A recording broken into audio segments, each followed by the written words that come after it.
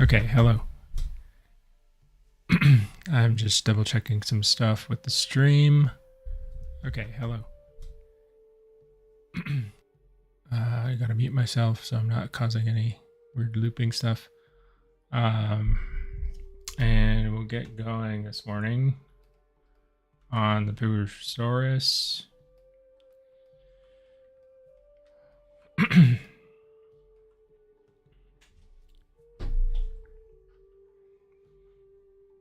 Hello, Juraska. Sorry if I'm mispronouncing your name. Hello, good. Nice to see you. Thanks for coming by. Sorry and hello. Let me just get all my stuff going here. Should have prepared my space a little bit better before starting the stream. Yeah, we're just gonna keep going with the Puru. See how far we get this time. Lots more scales to do.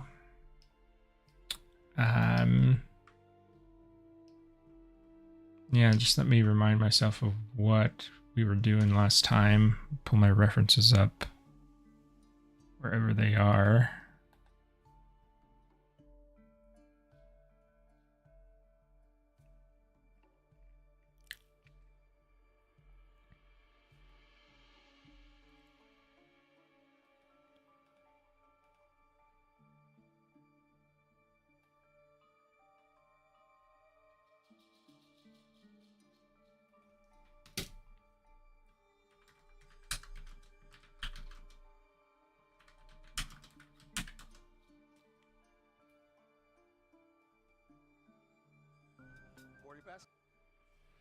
One real quick second. I want to check something about the stream. I usually schedule the stream and then just go live when the time is scheduled. But this time I had kind of a hectic week and I didn't schedule it. So I'm wondering, like, the setup is kind of slightly different. I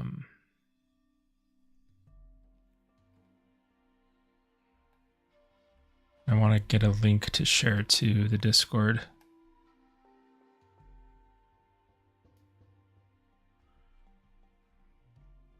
Second.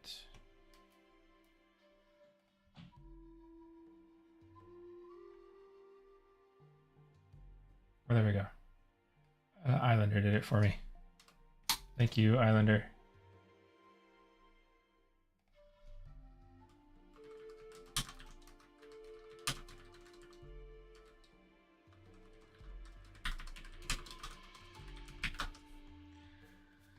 Okay, so we're good to go. Let's start doing some scales. I think what might be fun is to just go ahead and jump into these scales on the back of the neck, because I've been ignoring them. Well, not ignoring them, but like I haven't gotten around to them. And I think they'll add a lot of character to this guy. So we'll just get started with those. There's some big interesting details that we can kind of jump into this morning. At least it's morning for me. And we'll move from there. We'll probably do that and then get a lot more done on the body. Let me find a good ref for these guys. I want them to be like this guy. This guy's pretty cool. You see this? Moggy, hello.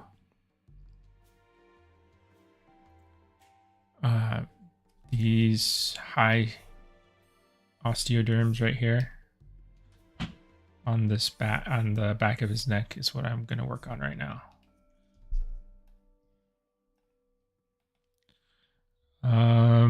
Billum, are there any other aquatics planned for the game? You know, I'm not sure.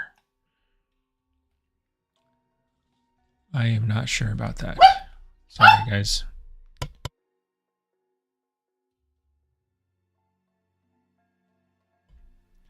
I have my little dog in here with me this morning, and he's pretty vocal. And he's kind of, I don't know what's up with him this morning, but he's a little bit more active than he usually is. So you might hear, he's got a little squeaky toy, and you might hear him in the background.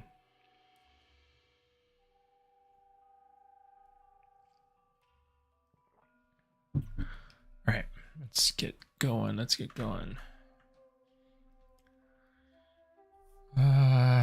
gonna make a layer.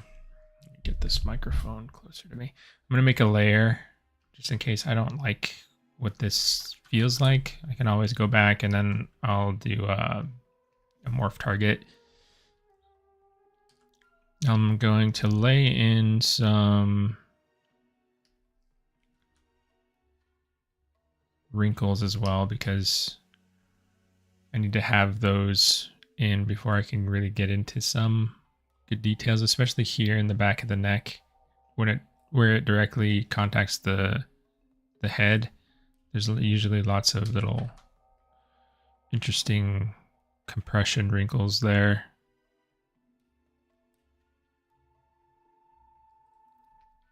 So I want to make sure those are in before I start.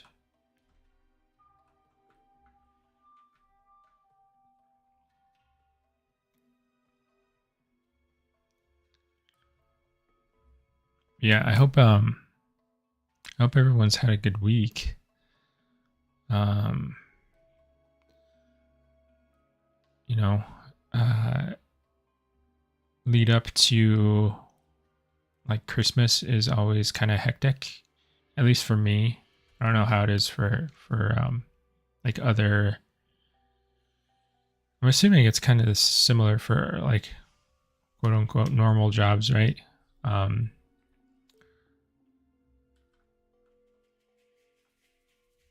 Because like everyone, at least for me, everyone's trying to get everything in before Christmas break because everything literally just like stops.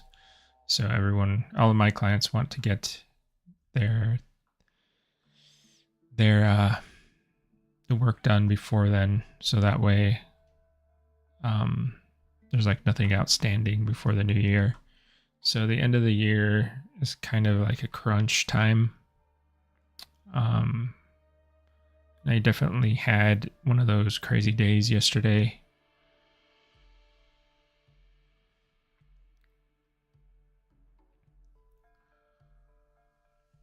But thankfully, I met all my deadlines and I can kind of relax during my break. I don't have to like work extra or anything, so that's good.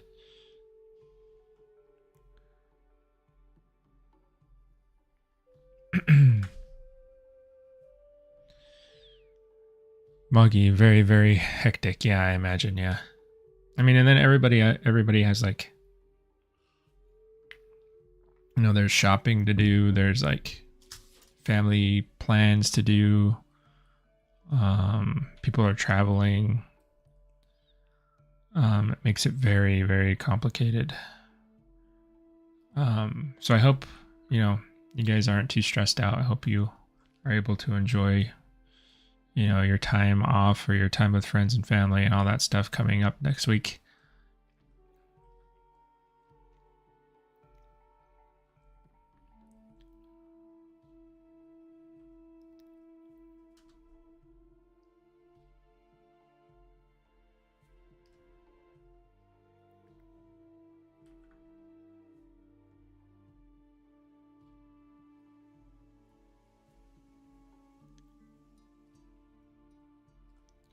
I still have, I mean, I think there's like a strike going on, or there was, for like the Amazon workers. So I don't know how that's going to affect things. Everyone wants to get their packages and stuff, their gifts in time for Christmas, obviously. So that might throw a wrench into things. I have no idea what the situation is with all of that. So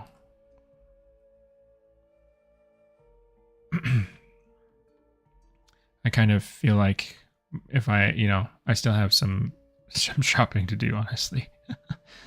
But I'm of the opinion like stuff gets there when it gets there. It's the thought that counts.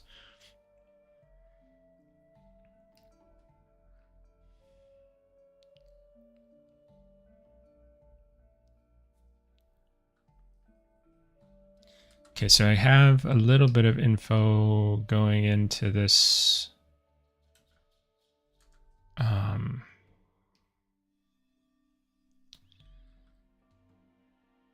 Into these shapes here.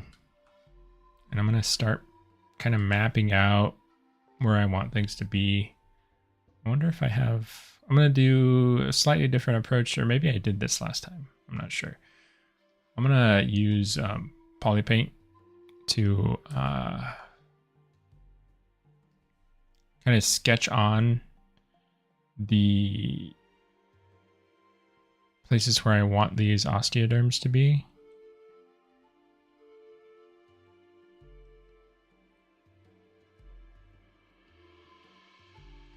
And then we'll use this as a mask to raise the scales out of the skin.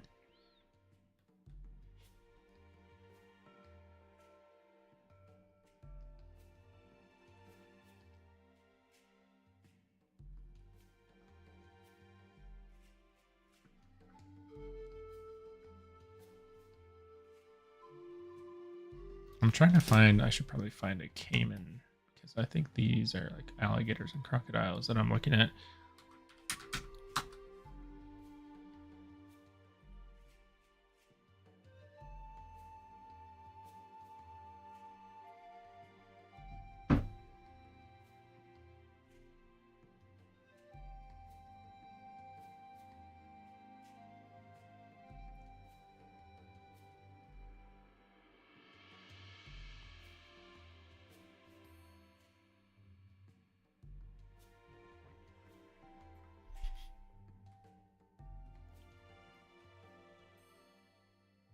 Okay, I found a couple of good ones.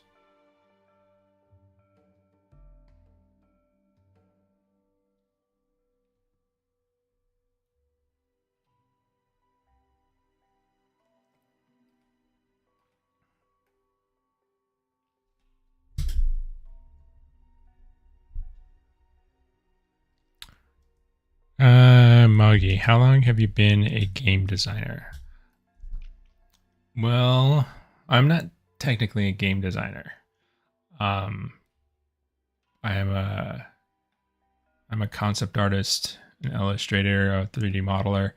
A game designer would be somebody who is actually like involved in creating like the systems in the game, like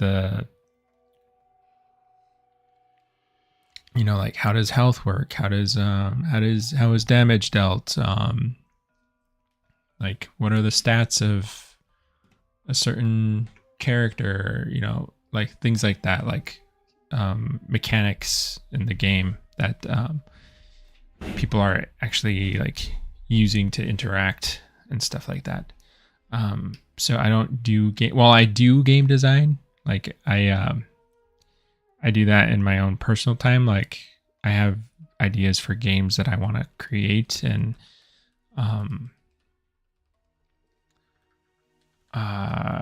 like stuff that I've been working on for like years. Just like personal projects that I would like to have created at some point. So I am very interested in game design, and I like think about it a lot. And I think about the game design when I'm creating characters and creatures, because the design of the character needs to reinforce and work with the design elements of the game, But I am not I'm not a game designer on Echoes. I'm on the art side of things.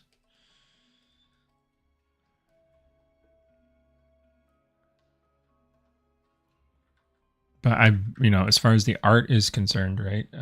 I've been doing that for 13, 14 years.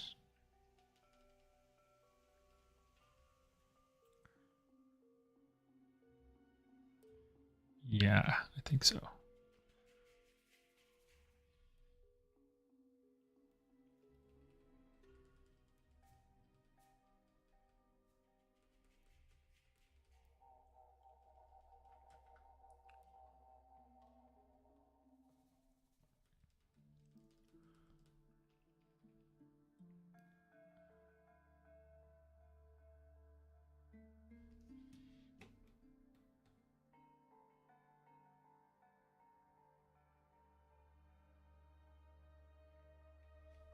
So what's interesting about the Cayman is that I think they have. Here, I'll show you guys. So this is very cool, the way this is structured here. But the thing is, I don't really have a good look at it from above. So I'm kind of unsure about how they're actually laid out. So I'm doing a little bit of guesstimation here.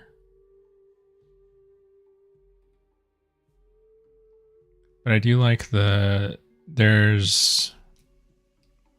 do a bit of analysis here. So there's the center line, I believe, right here. And then I think I see maybe 1, 2, 3, 1, 2, 3, 4. There's a big one here.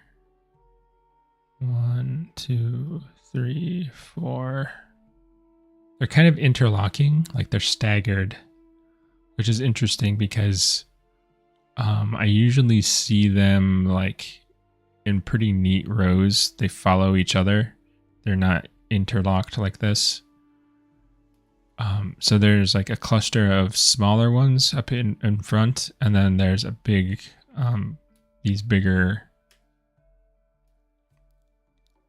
so it looks like a cluster of 3 right there.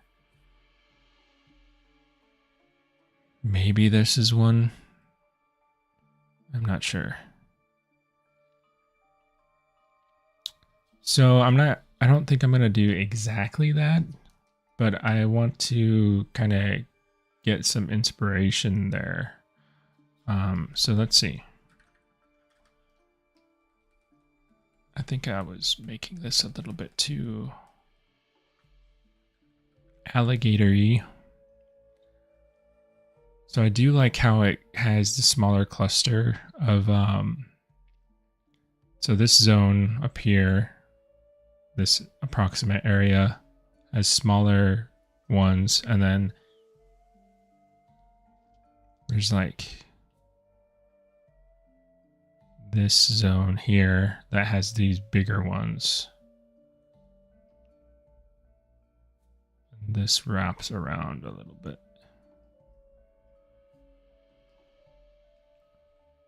So I want to keep those areas in mind.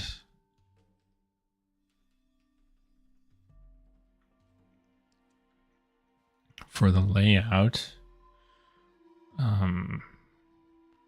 They're kind of oval. On the Cayman, they're kind of oval. For this guy, I'd like to keep like so there's a bit of form language here that I want to maintain, and I've tried to keep it in mind since the beginning because of the way this skull is shaped. The skull is like a rounded square, a very broad rounded square like this. So this shape here, if I can take this shape and repeat it in the other design elements, then it creates like this really nice sense of consistency.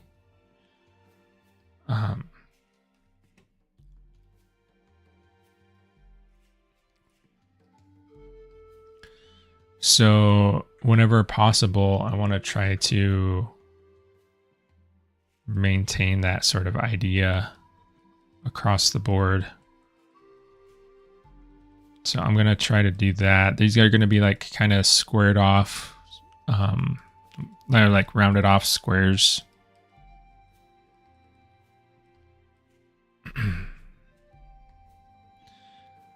Draska, this model is very nice. Thank you.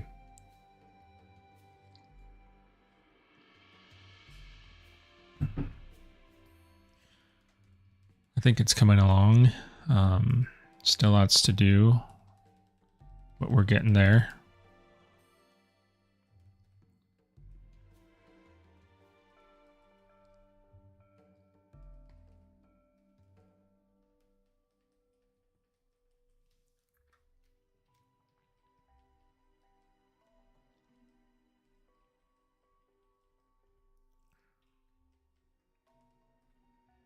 Okay. 1, 2, 3. I'm just kind of counting out. I think I can fit another row here before these big ones. And I think that interlocking idea is kind of cool, so I'm going to try to see if that'll work.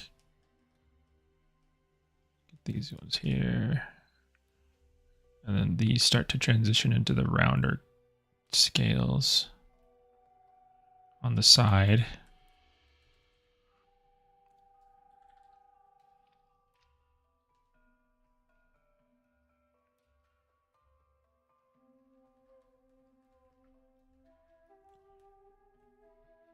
And I want to be pretty precise with these.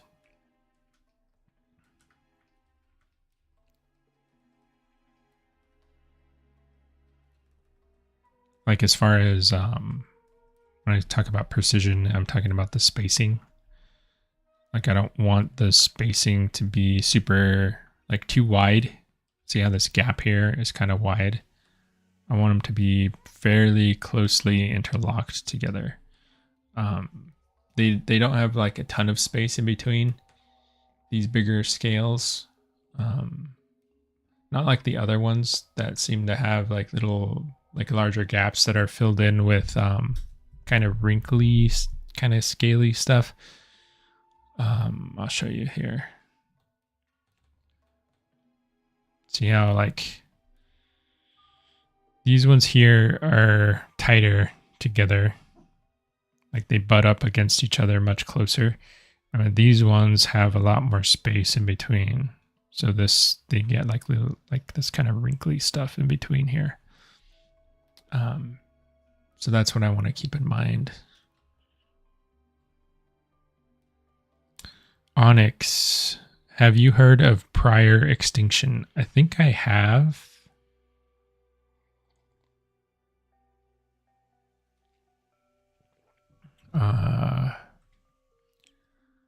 I think I have. It sounds familiar.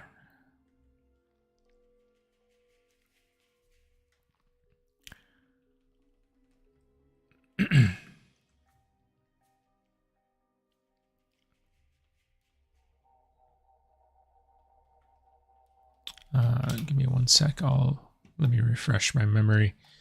That's a video game, I'm assuming, right? Prior.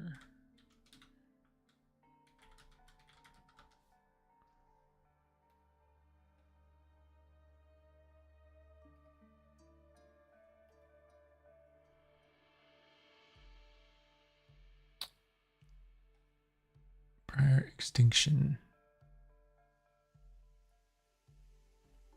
Okay, cool.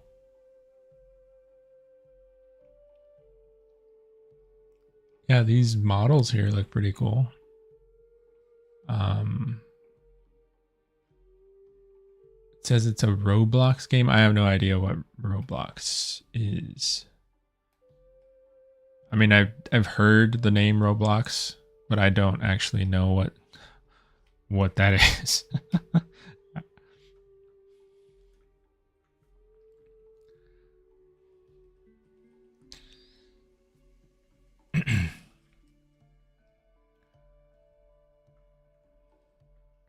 But it looks cool. I think the models in there look uh, awesome.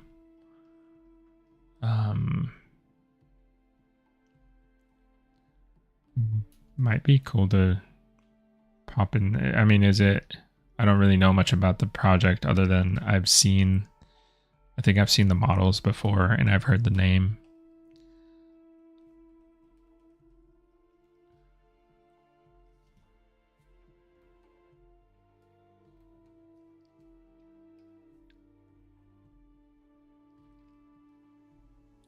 So this osteoderm on the side here is the biggest one, I think. So we'll get that guy in and we'll keep him probably about this size. I think it's getting too round. So I want to make sure I square this off a little bit. These guys too.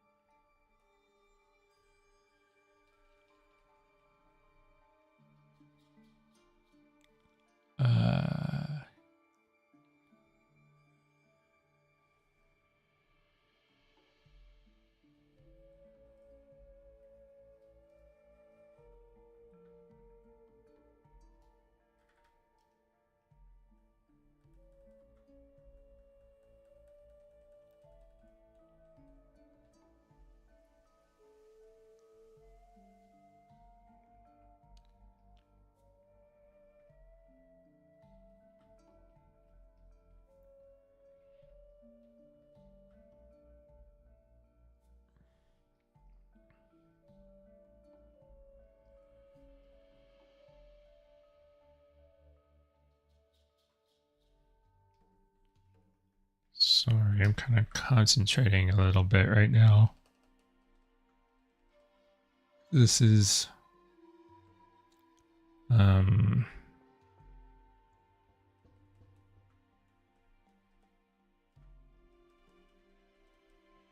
it's just, I think it's an important aspect of the design of this guy overall. It's just because it's so close to the head.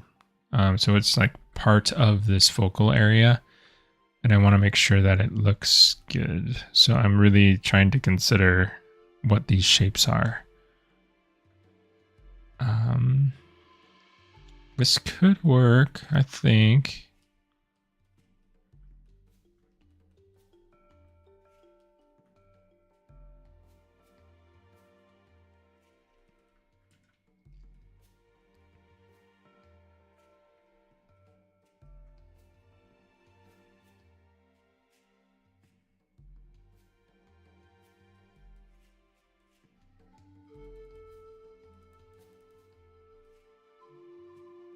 Oh, that's great. I deactivated my symmetry. Let me get different alpha. Need something sharper.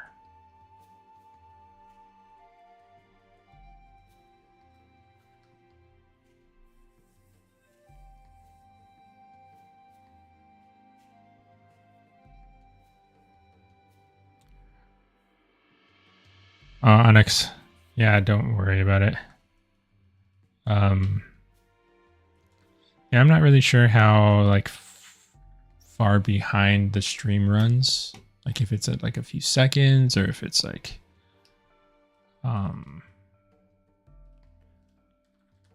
maybe that's just a little bit of like catch up that the stream needs to do depending on how long it's been running and when people pop in. I'm not sure.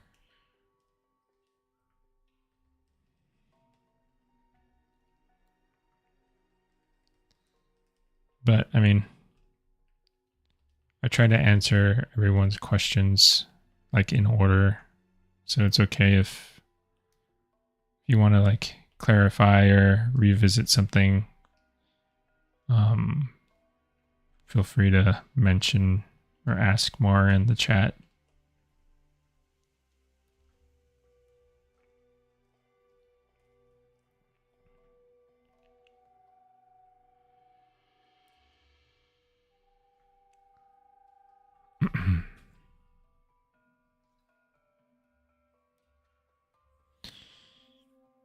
Yeah, I agree. I think the models look awesome.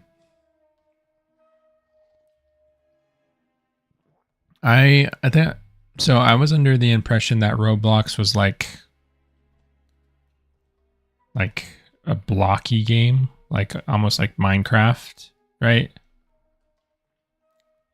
Like everything in that world had that like aesthetic. And I'm aware that people can like mod it and like customize it and stuff, but I thought that everything had to look like, yeah, like blocky, like it was made out of Legos or something. But maybe that's not the case, right? Because those definitely look more naturalistic. So maybe my assumption was wrong.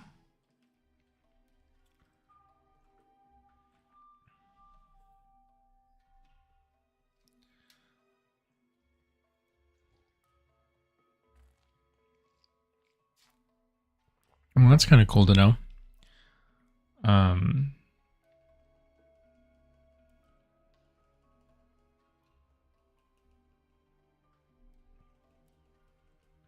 Yeah, it's always cool to see different takes on survival games.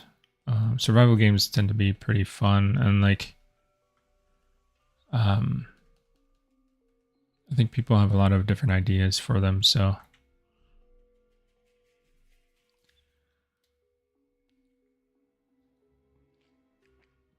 Onyx, what are you doing here? So what I'm doing is I'm basically mapping out the scale pattern first, and then this is going to be used as a mask that I will like sort of, I'm about to do it right now, actually. It'll be used as a mask to pull out the scales, basically, or like, yeah, they'll kind of pop out of these shapes, and they'll be pretty clean, or they should be. So what I'll do is I'll go mask by intensity, or yeah, masking mask by color, and then I want to go mask by intensity. And then I'll invert. I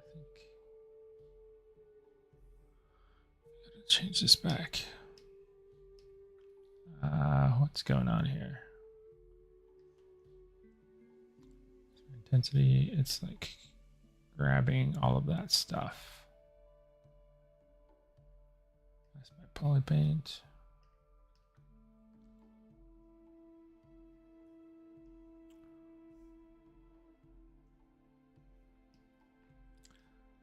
The mask is being really weird.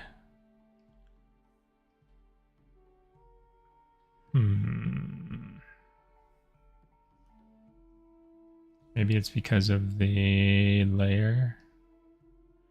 So one thing I've learned, yeah, it's because of the layer.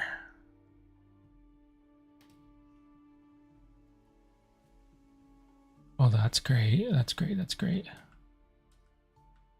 Here's what we'll do, because I don't want to lose any of this stuff. You're going to see some, this is some ZBrush jankiness right now. And you're going to have to see like me troubleshooting this stuff, which is fun. It's always fun to do unexpected troubleshooting live.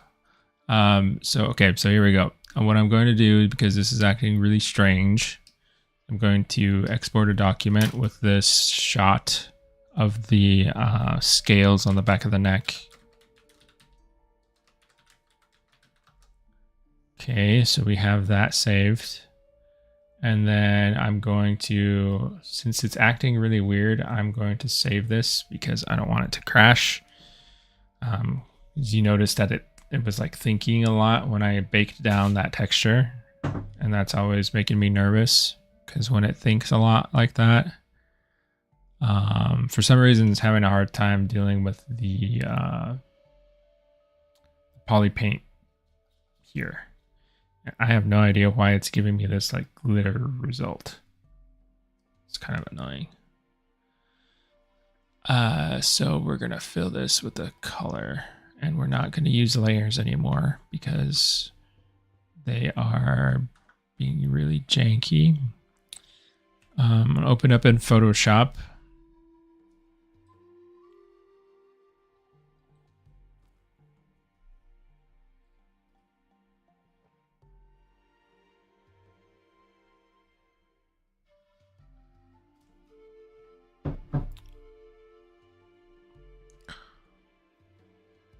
Okay. In Photoshop. Peru.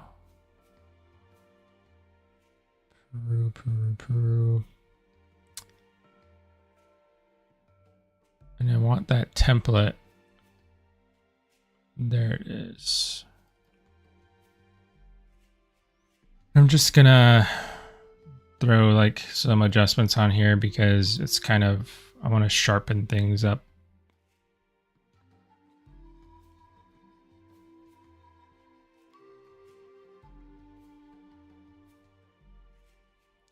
Something like that. Save. And then close Photoshop. Bring it texture into ZBrush. Drag it into Spotlight. Just the contrast so it's not pure black, because pure black in the Spotlight projection turns transparent. So if you try to paint the Spotlight projection onto the model, you're not painting anything. You're painting transparency. So I am going to use this to repaint those spots onto the back, and we'll save our progress so I don't have to remap all of that again. So now that we have that, I'm just going to store our morph target again and then try to mask that, and hopefully it behaves the way it should behave. There we go. That's what I wanted. And then we'll invert that. Let's see if we can modify the mask just a little bit.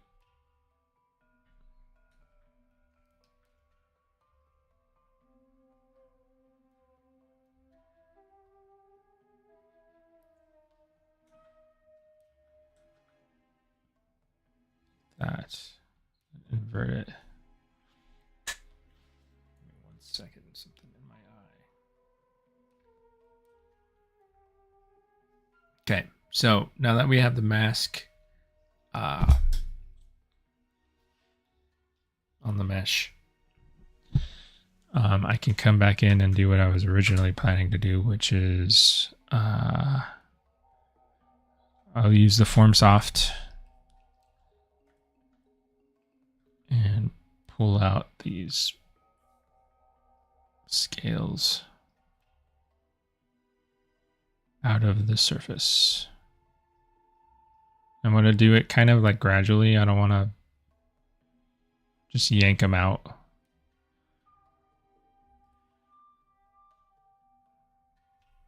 If I turn the mask off, that's what they look like. They're a little bit too sharp on the edges, so I'm going to smooth them.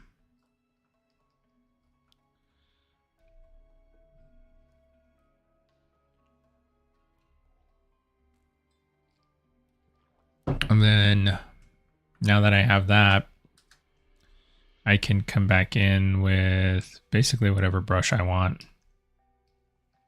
Go with the standard. And then pop these. So all of these have like little ridges on them coming down the center line. So I'm going to start popping that little ridge line in there.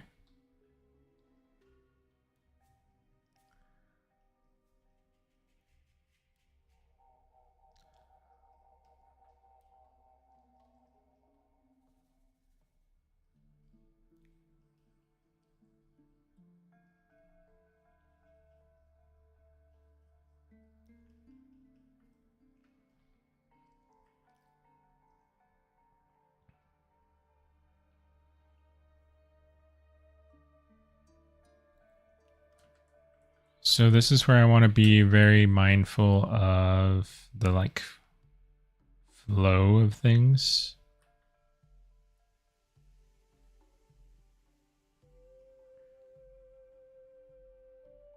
Make sure that they're all like again, they I don't want them to be like a grid, like going down perfectly, but they should have some sort of rhythm to them.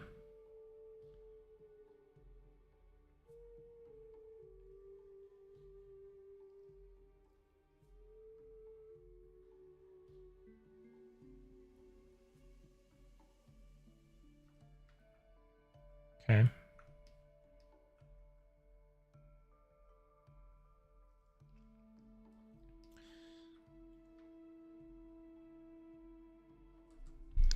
And yeah, I'm so far I'm happy with the way that looks. They could be a little bit taller, a little bit sharper.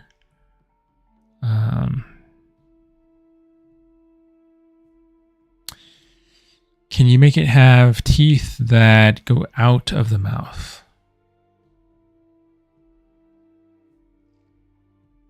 So you're talking about like stray teeth, like snaggle teeth.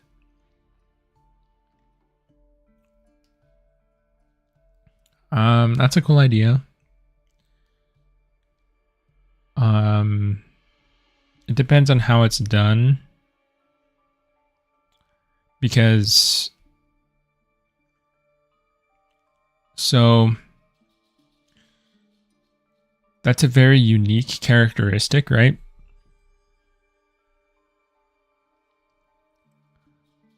"60 degree," like I don't know how to mean it, but teeth that go 60 degrees out of the mouth. 60 degrees out of the mouth.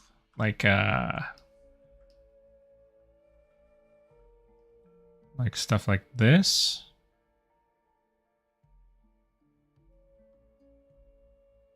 Instead of like perfectly straight out.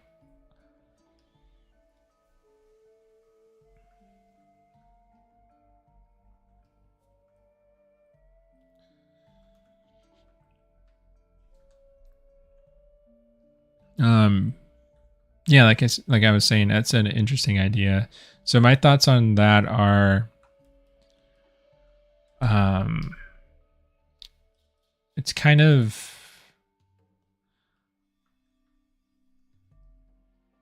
how am I going to put this? It's a very cool idea. It's very, it makes the character very unique. So like putting details like that. You also would want details like that to be asymmetrical, right? Because like if you put teeth like this on the model, you don't want them to be in the exact same spot on the other side, because it starts to make it look like predictable, or like you can absolutely tell that this is mirrored right to the other side if you start putting very unique stuff on each side. When you have like a mirrored perfectly symmetrical model, it's a little bit better to keep things more or less generalized, because then the mirroring is less noticeable. Or it's less it's less distracting is maybe a better word. So little like asymmetrical details like that are kind of harder to deal with.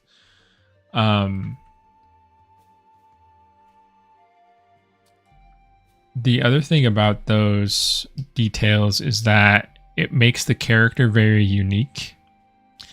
And the thing about unique characters when you're playing a game like this is that it kind of destroys, it can kind of mess up the illusion of like a natural like ecosystem, because you're going to be playing the Purussaurus along with multiple other people, right? So you want to feel like a member of a species. So if you make the dinosaur like super unique in and of itself, when you start seeing multiples of that same unique character, it starts to feel very like, you start to notice the repetition more, basically. So in a case like that, I would say it's a little bit better to keep things kind of like a general Purussaurus would look like. I mean, we still want this to feel very cool and like very like,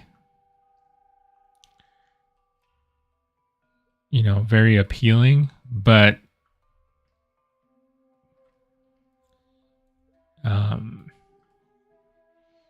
it needs to fit in with other things, you know. It's kind of a hard, I'm just kind of struggling to describe it a little bit, but I think you might, it's kind of like imagine seeing like, I don't know, it's another video game with like a super unique character, like a multiplayer game. Like it would be like playing like an Overwatch or something, and then you see like, I don't know, on your, it says this is not the best analogy, but like 5 tracers on the same team or something, you know what I mean? Like it's like, it starts to become really obvious that they're repeating.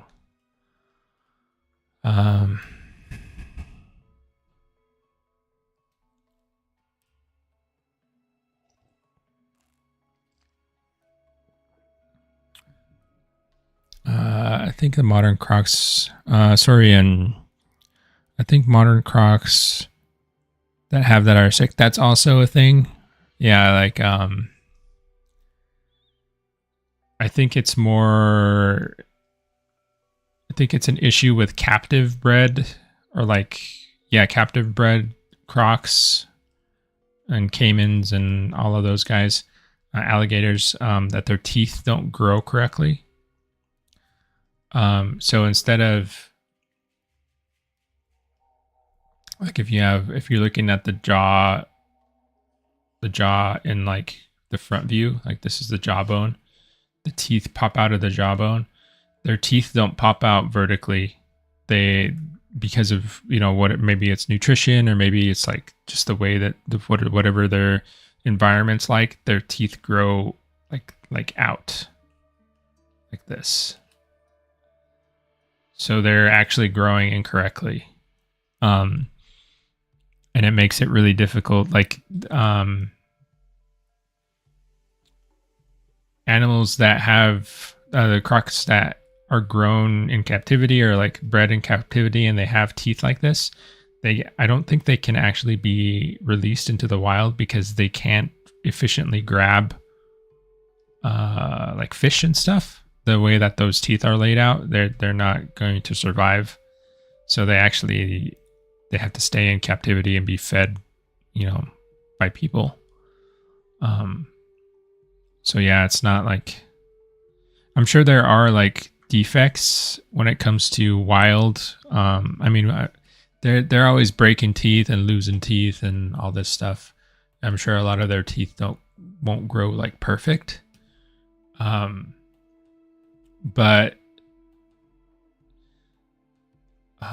that is a thing to consider, right?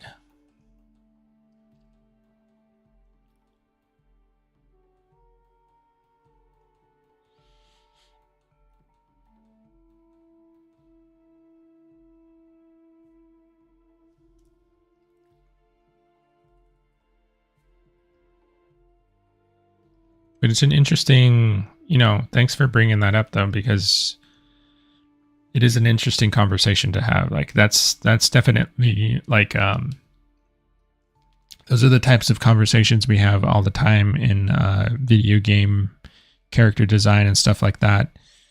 When we're considering like what to add to a character or a creature or something, there's always that like, well, we could add what if we do this to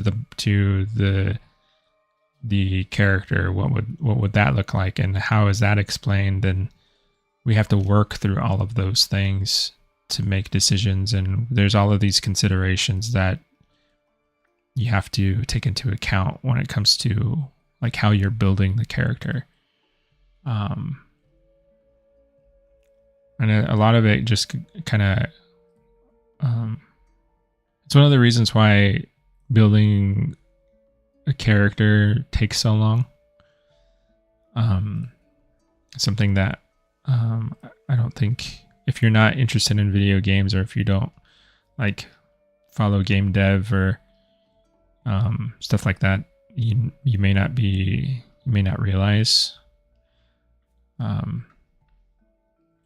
So I think it's a good thing that we're talking about that stuff in here.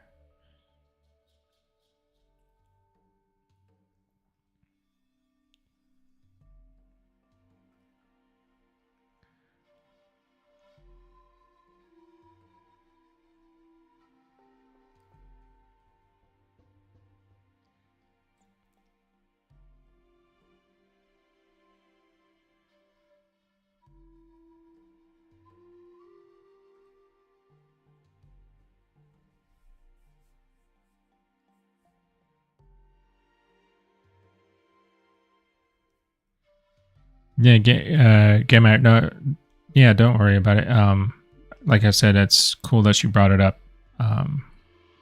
Thank you for, sparking that conversation.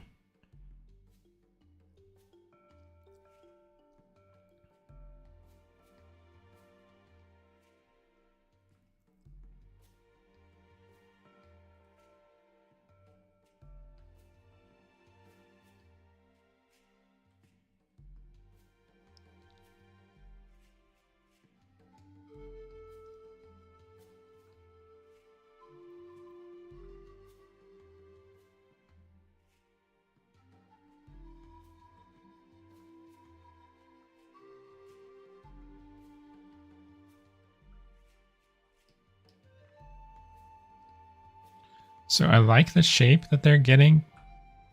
Like I like the shape of the ridge, but I think they're getting a little bit too like pyramid shaped, and I want it to feel like a ridge.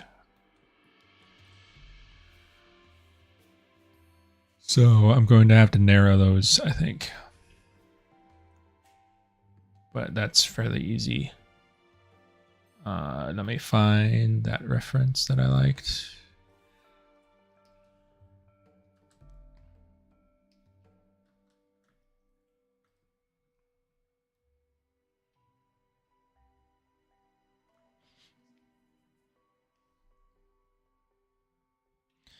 Draska, I think this model is better than Dino, and well, thank you.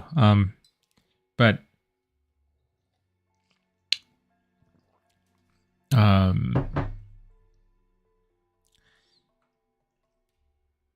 yeah, I think I think the Arima Dino looks awesome though.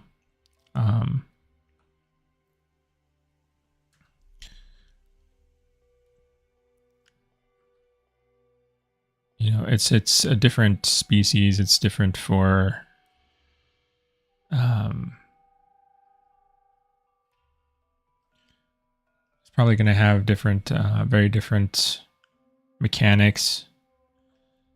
So it's customized for whatever that specific game needs, you know. And I don't really know the details of.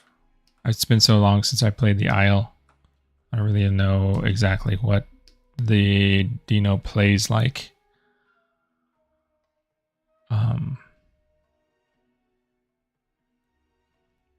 I think overall the quality of the models in the Isle is pretty awesome. They were. I mean, I really like. I know a lot of the people that work on, or I know of the people that work on the models for that game, and I've been a fan of their work for a long time. They do really good work.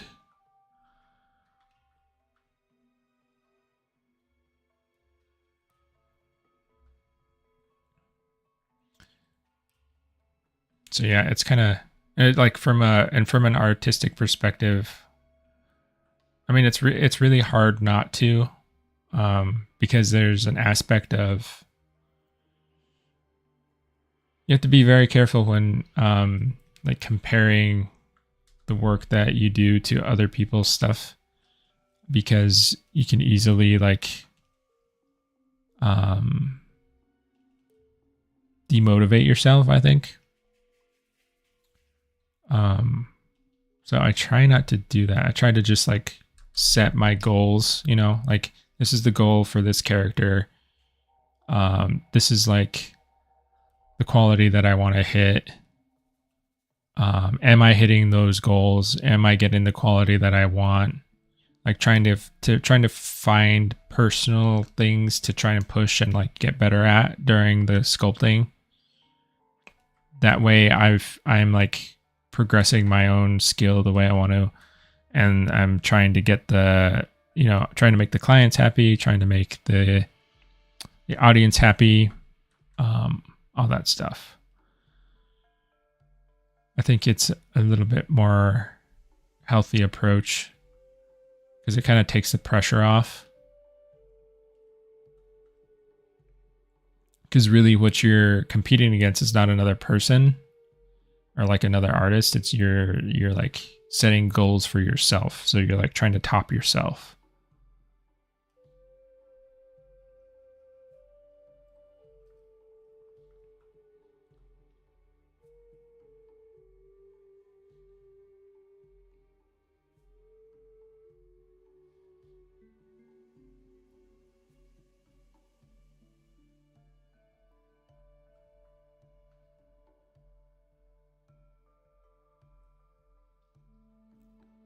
So that's starting to look the way I think I'd like it to look.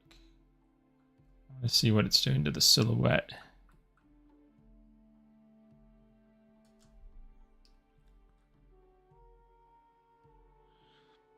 So I checked the silhouette.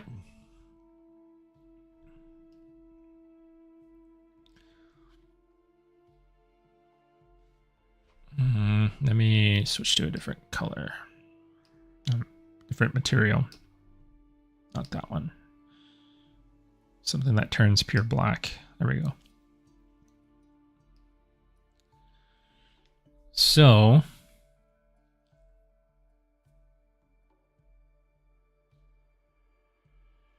it's starting to feel good, but I think it feels like a little bit lumpy, I guess. Like it's just not developed quite yet, but it ultimately, like what I'm seeing here is like rounded, like rounded little shapes like this. And what I would like to see is like nice structured, they have like planes to them, like things like that. And breaking the silhouette a little bit more, because right now. So if you see the edge of the silhouette, if you were to imagine like the core of the body, right, is right here. So the break of the silhouette is only going up about that much, right? And I want to see it push just a little bit more exaggerated, so a little bit higher. Not a ton, because I don't want to, we're not trying to make like a dragon, but I want to push it just a little bit more, so that way it has more of an impact.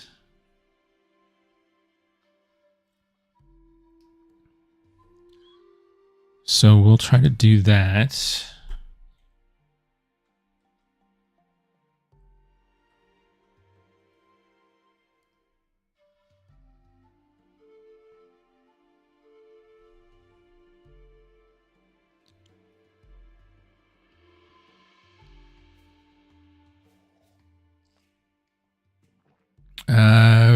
Whatever. What is that? Your name? Yeah, whatever. 32. Are you using a mouse? No, I'm not. Well, I'm using a tablet. It's a pen mouse. I think that's what they used to be called, at least. But it's a pen on a tablet thing down here. I have also a pen display to my right here that I sometimes use. But yeah, I'm not using like a mouse.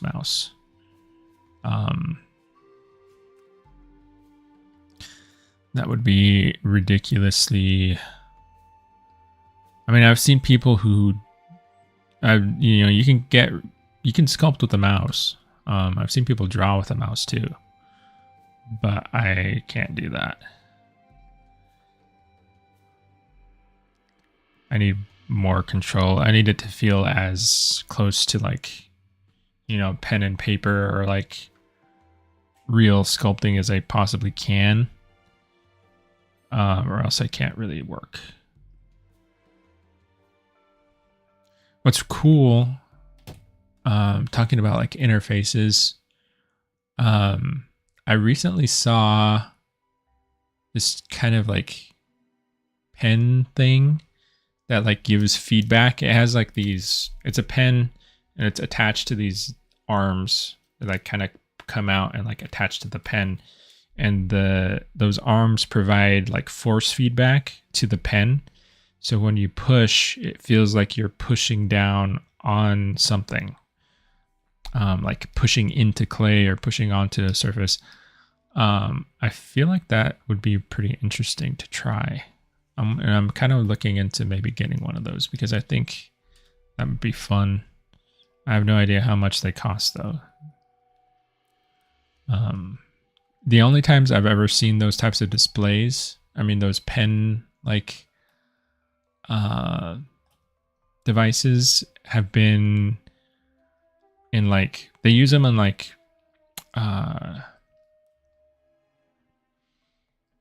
really high-end design, I guess it would be like factories and stuff. Like I've seen people use them when they're designing cars, I think. Like, basically I think they used to be really expensive. Like only the top, like,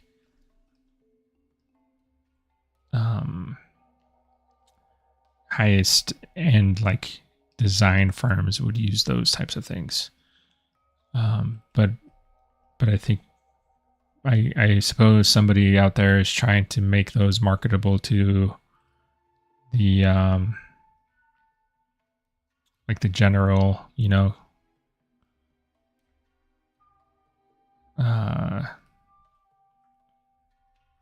consumer, I suppose. It's kind of the same thing that happened with like 3D printing.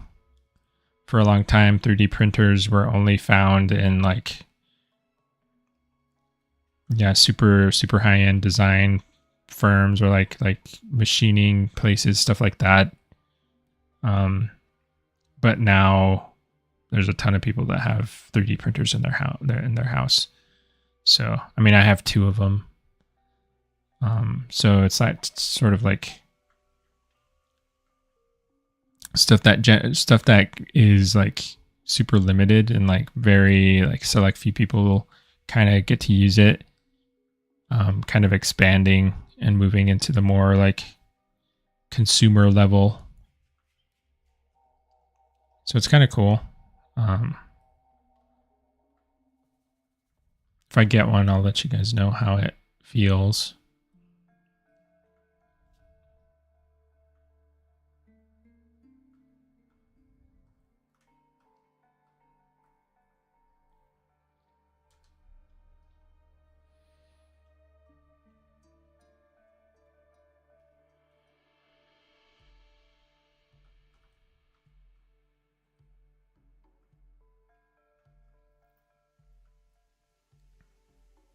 So that's kind of starting to feel pretty cool.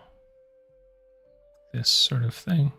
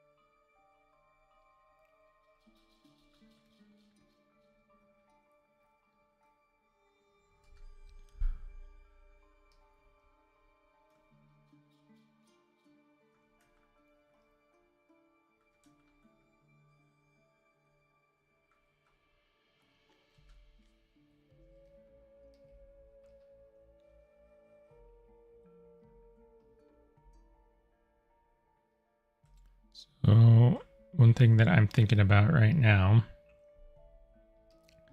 that I probably shouldn't really be worried about at this point, but this is going to be something. This is really going to be something to retopologize.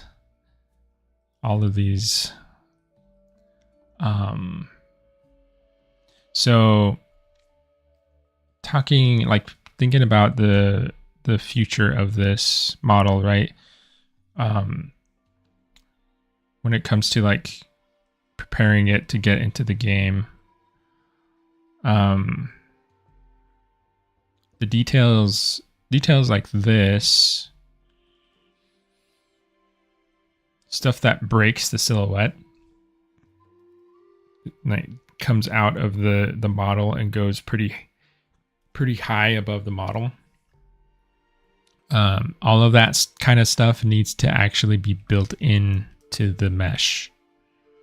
Because if it's not built into the mesh, you can't really rely on like normal maps to. A normal map is like an illusion, right?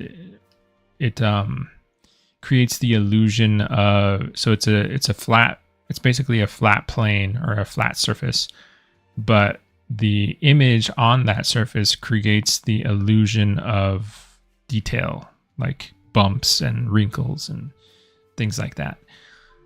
But the illusion breaks if you're in a game and you look at a 3D like a character model or a creature model, and you see like it's all bumpy and stuff, try to get your camera to look on the edge of that surface, and you'll see that it's not actually bumpy. It's just flat. It's a plane, or it's a kind of like featureless sort of curved surface that represents the creature. So all of the work is being done by the normal map, unless like there's I mean, you can displace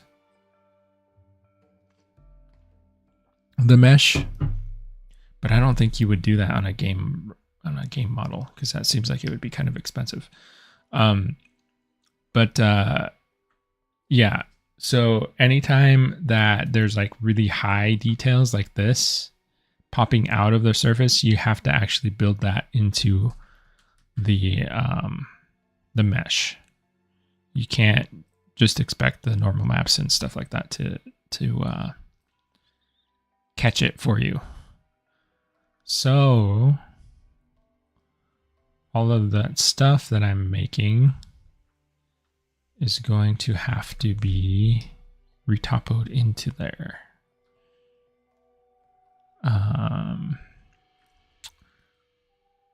And I don't know if I might be making my life way harder, but hopefully it's worth it. Hopefully it looks cool enough that it's worth the trouble.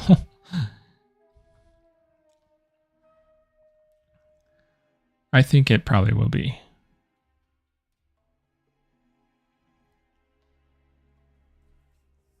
Void. Hey Rar, could I get a screenshot of the side view once the stream ends? I'm going to work on a skin during my breaks and make some concepts. Thank you. Yeah, I can get that for you.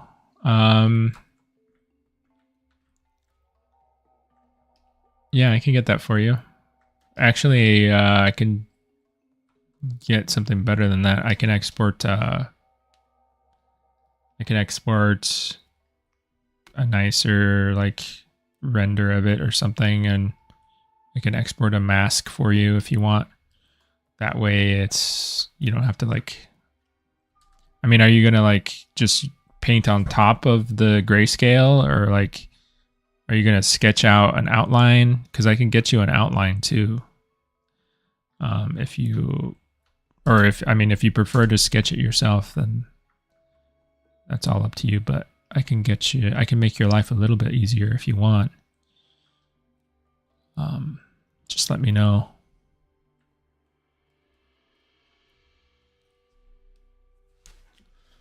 Yeah, I can do that for you.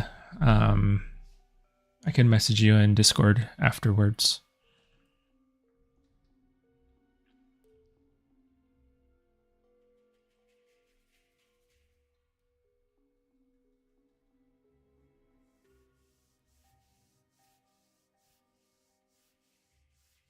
Yeah, no problem.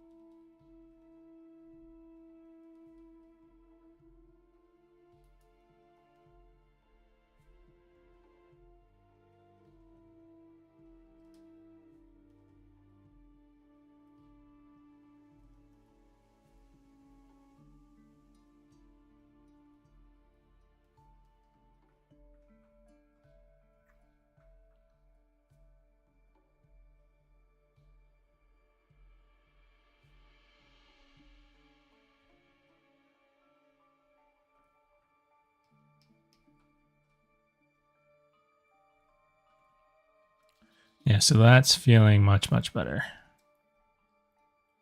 I think that's starting to feel pretty cool.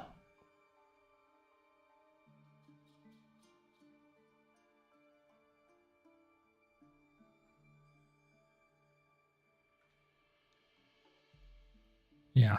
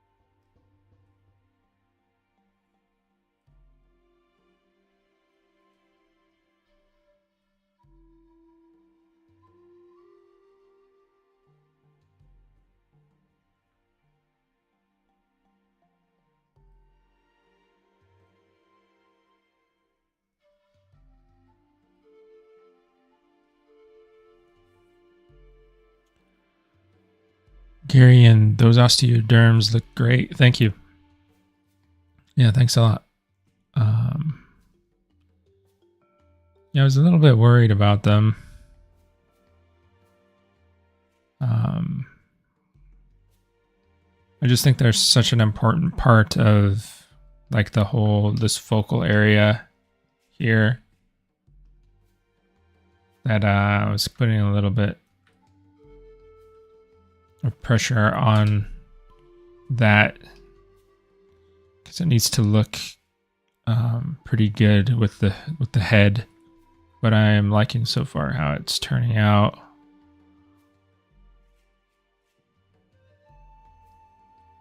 I always kind of do that though, like whenever I'm introducing a new detail or something, I'm like, oh, it needs to look a certain way.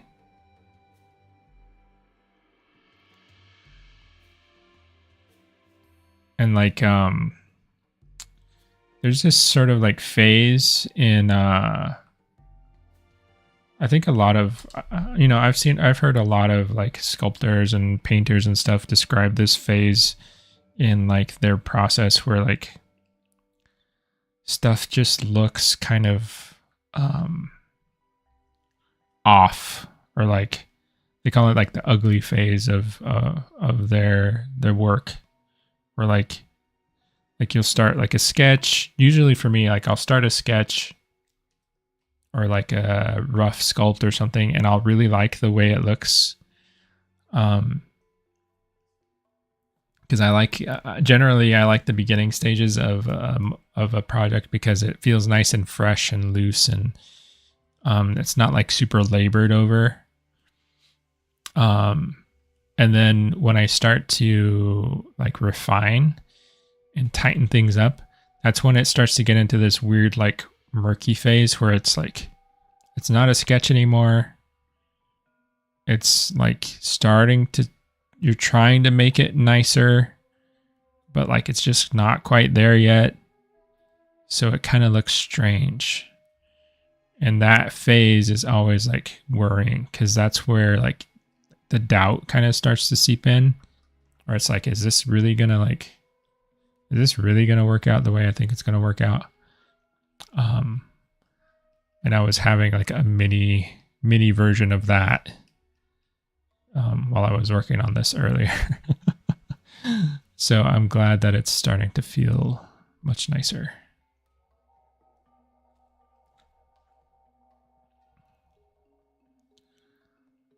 And that's always happened to me. I don't think that I'll ever kind of grow out of that or whatever. I think that's just always the way it's gonna feel. Just part of the process. weird phases. Just gotta kind of trust yourself and like your instinct and like, work through it.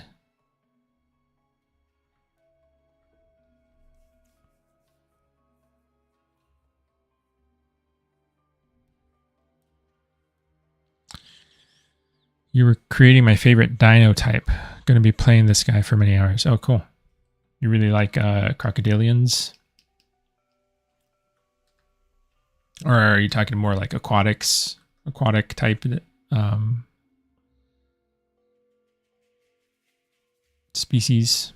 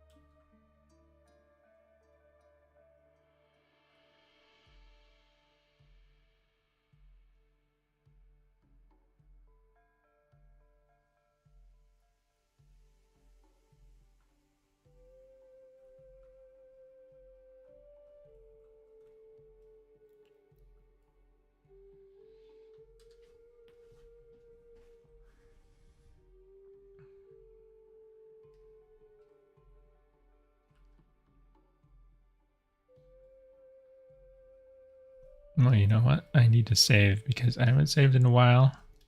And if I had a crash right now, I would be extremely sad.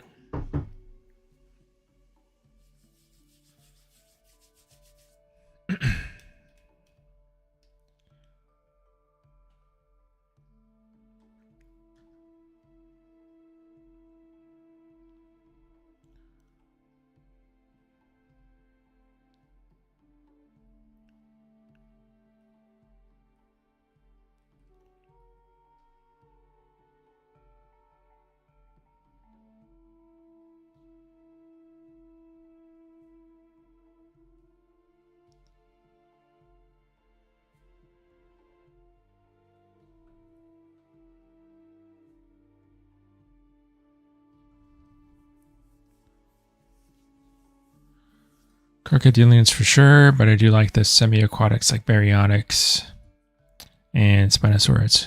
Nice, yeah. Yeah, it's seems like a pretty fun like archetype to play with, right? There's like there's that transitional, it's just a little bit more diversity in terms of gameplay because you have both surfaces to work with. You have the land and the water to kind of work around. So I can see what you mean. I think I would enjoy playing a flyer, I think. That would probably be my favorite.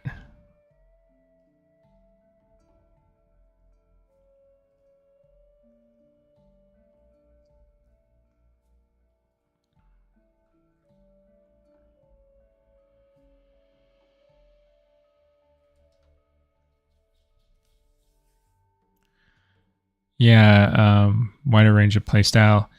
I think it would be really fun to like ambush stuff. I just imagine the other player like getting caught off guard and like being like essentially jump scared, right? That's always fun.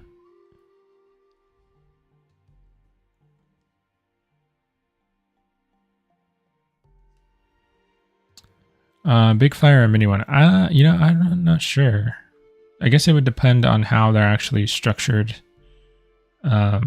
I think either one would be really cool because like a mini flyer would be like very like fast, maybe like maybe you could dart in and out of spaces, like very maneuverable. So that would be fun. But then like a bigger flyer would be like more like soar over longer distances and like take in more of the map and stuff.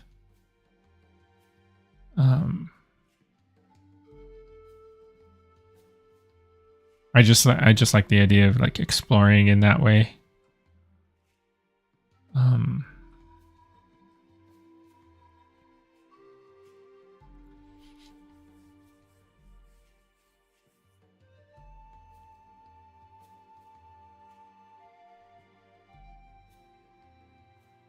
Like that's one thing I had a lot of fun doing in I did play the the Avatar Frontiers of Pandora game. And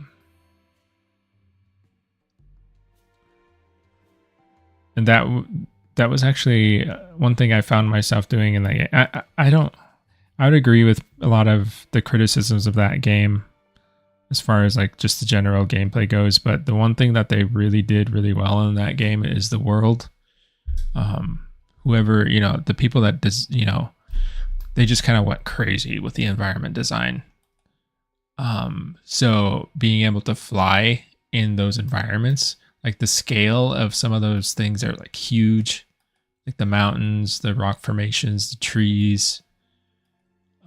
So flying around in that environment was really fun. So I just kind of found myself just kind of like chilling out, flying around, looking at, the animals and like the different, like the foliage and like different cool rock formations and the way the lighting was reacting to different things. It was really cool.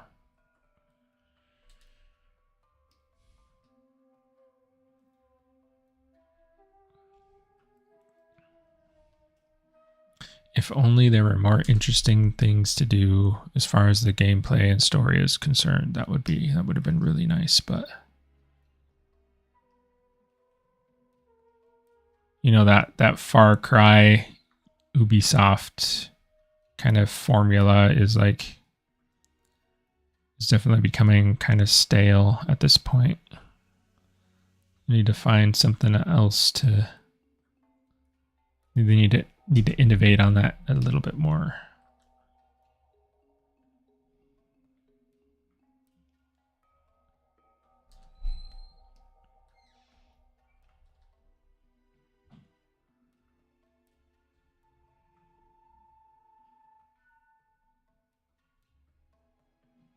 So I'm doing something that I probably shouldn't be doing at this point, but I'm kind of getting into like these tertiary forms.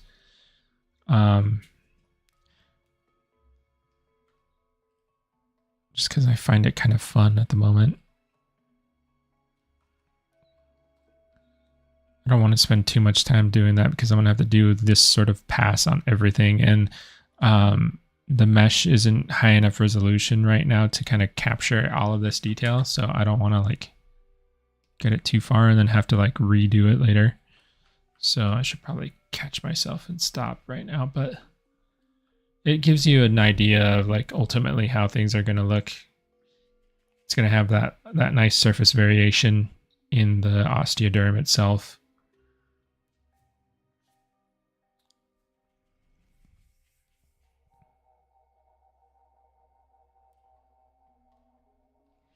Yeah, the great looking maps, great looking assets. The quality bar is, as far as visuals goes, is awesome. Definitely like.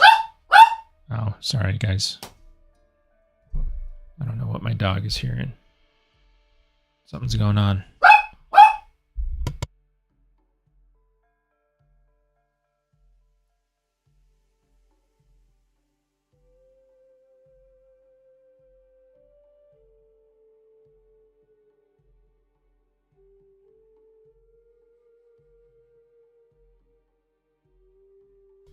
I don't know if you guys want to see. This is my little dog. This is Odo. His name is Odo. Full name is Odo Garen. He's named after Monster Hunter monster because he's kind of feisty, and his fur is like slightly reddish colored. This is Odo, and I don't know what he's looking for right now, but he's on a mission.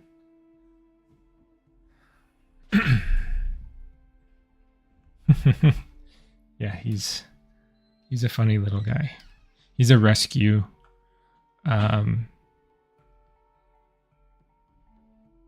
We got him in 2020. So I think he's 7 years old now. We're not sure exactly what age he is, but he's approximately 7.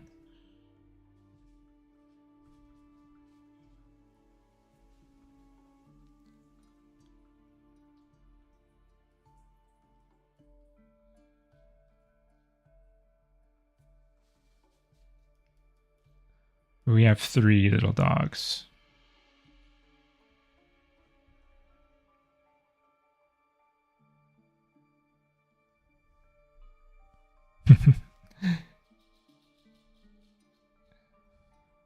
Yeah, he's a Chihuahua Jack Russell Terrier mix.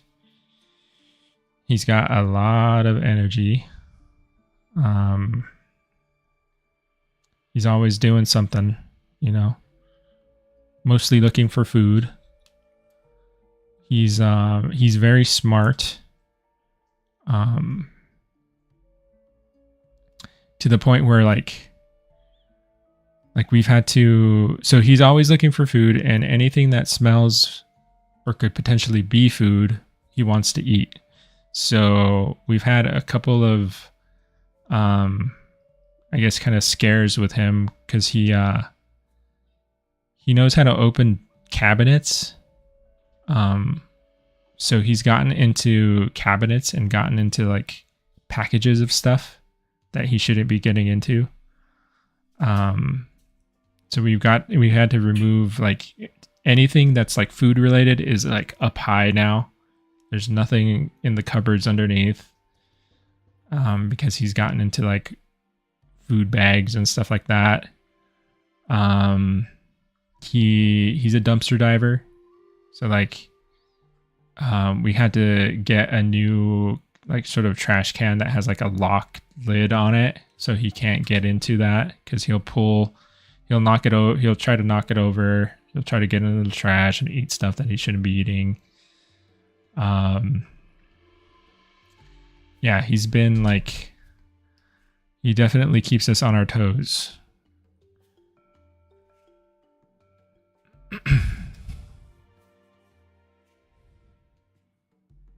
He does look, yeah, Odo Garen. He looks slightly different. Odo Garen in Monster Hunter World is definitely more Resident Evil than like a normal dog. But yeah, he's calmed down a lot now, but when we first got him, he had a lot of issues with resource guarding, which is like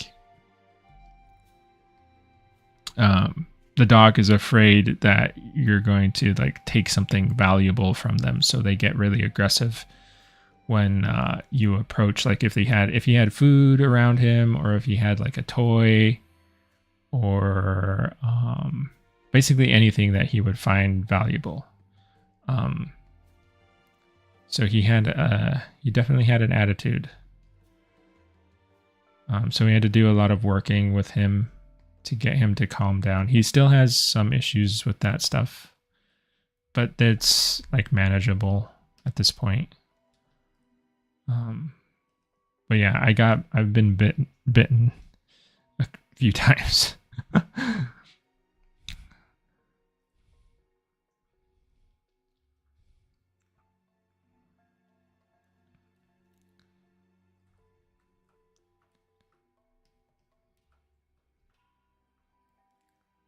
Like I think dogs like that, a lot of people aren't really willing to work with them. So unfortunately, a lot of dogs like that become like unadoptable, and they'll just like put them down, unfortunately. So we saw him, and something about him really caught my eye, and I wanted to help him, so I didn't want that to happen to him. So we brought him in.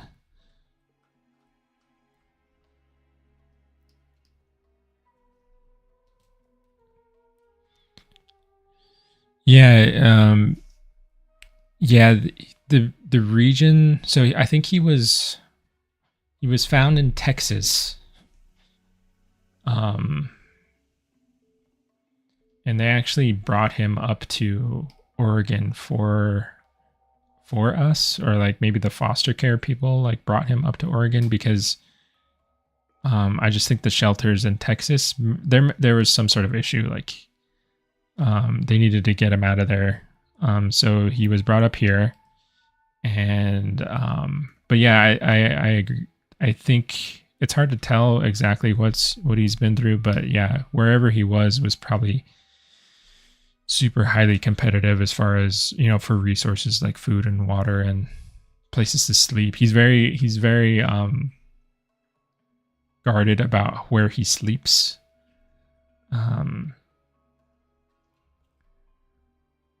So he probably had a hard time finding places to rest and stuff like that. So I feel pretty bad for him, but he doesn't have to worry about that stuff now, So at least, we try to we try to spoil him as much as we can without, causing more behavioral issues.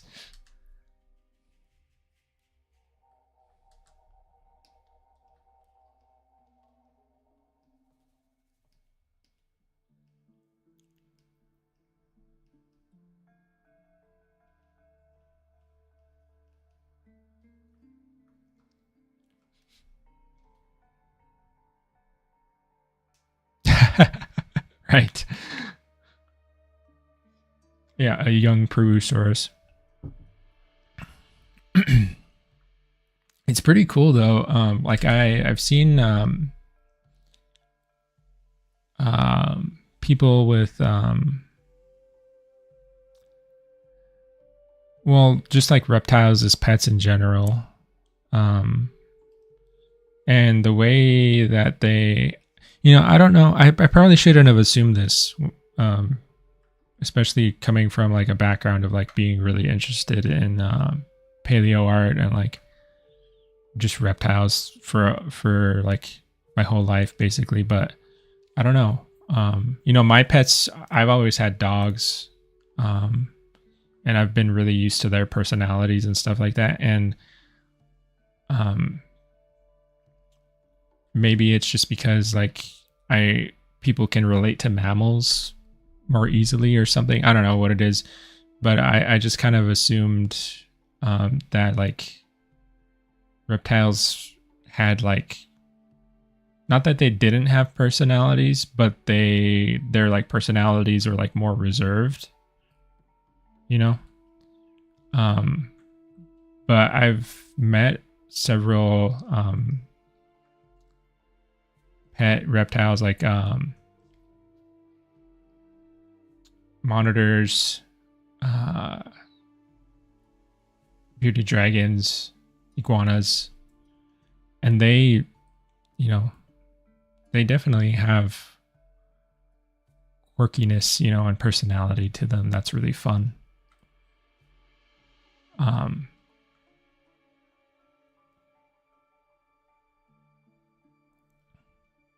So I can definitely imagine like a feisty little, Purussaurus baby.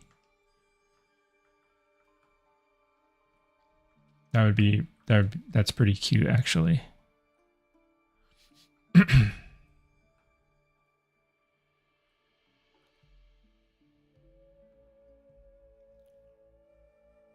I don't know if any of you have like reptile pets.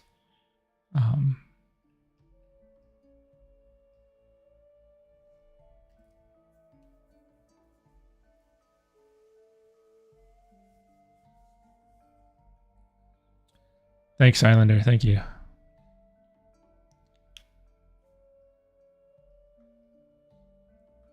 Actually, I should check on the... Oh, I don't want to reproject. Check on the time. Okay, I still have a good amount of time. 20 minutes is a lot of time to work with. So you can get some of these like smaller scales in here. A Cape skink. I don't know what a Cape skink looks like. Let me see. Oh, cool. Oh, the patterns look pretty nice. That's pretty fun. They're like... Yeah, they're very cute.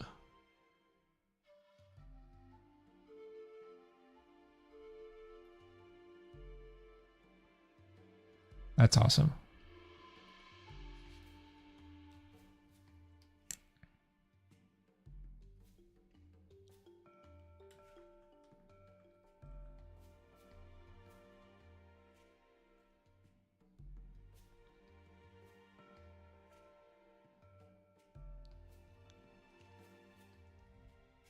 Yeah, it's like a little mini dragon. They're very... I like their faces, especially like on the Google search here. They have a lot. They look like they're smiling at the camera. They got a little smirk.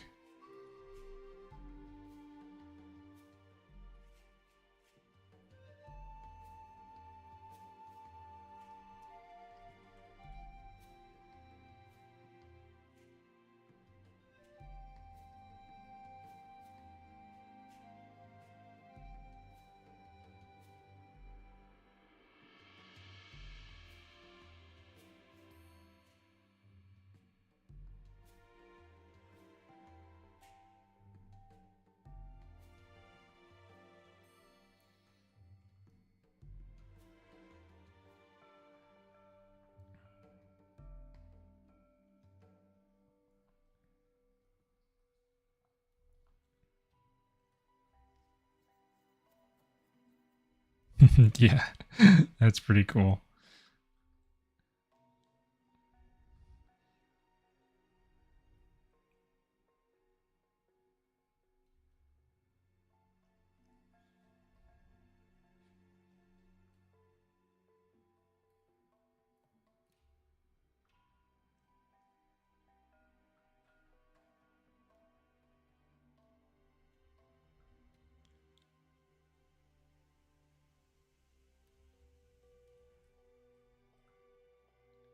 Sweet. Okay. I'm really liking the way that looks.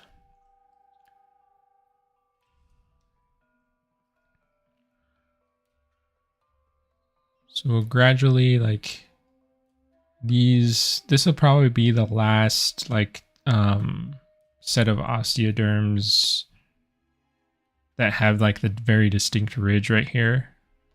And then the rest of them will be more subtle until they like down here in this section, it becomes flatter again, like these areas. And then it'll transition into like the belly scale portion right here, which will be more like what we got going on here. So that's going to work out pretty well, I think.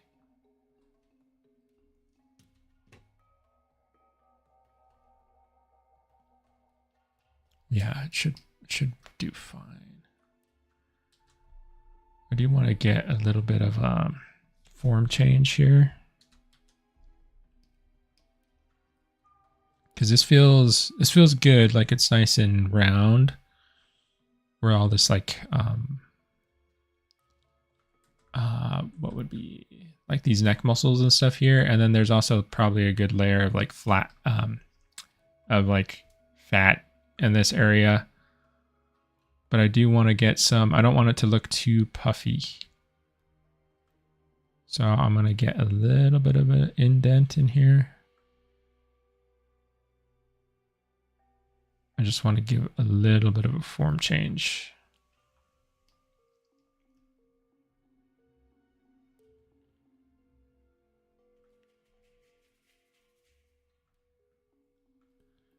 I'll probably dial that in more later.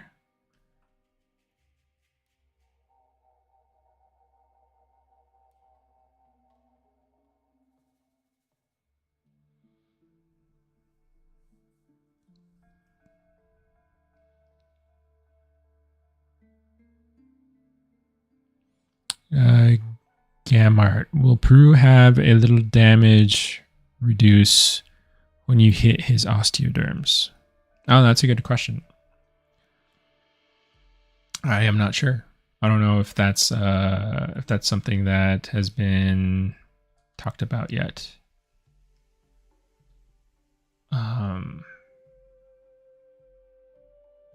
It's an interesting idea for sure.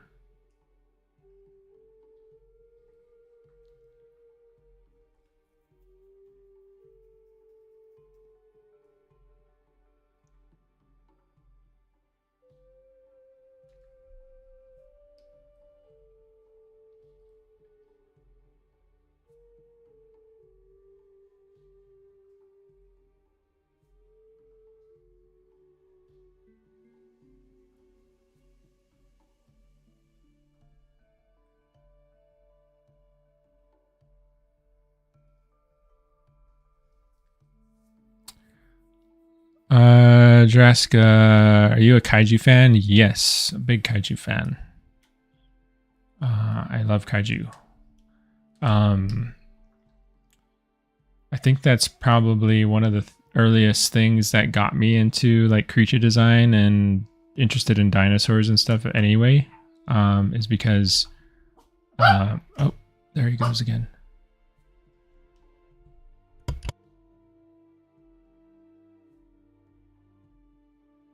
Is very early on. In fact, some of my earliest memories are like just sitting in front of the TV and watching Godzilla.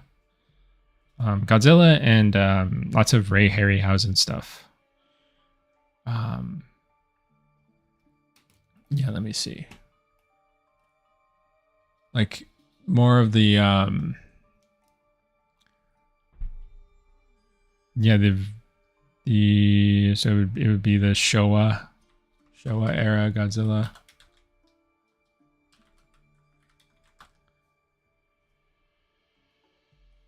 Let's see.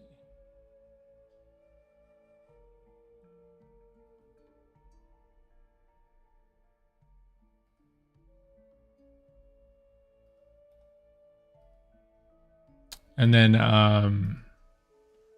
I can't remember what the name of the movie was.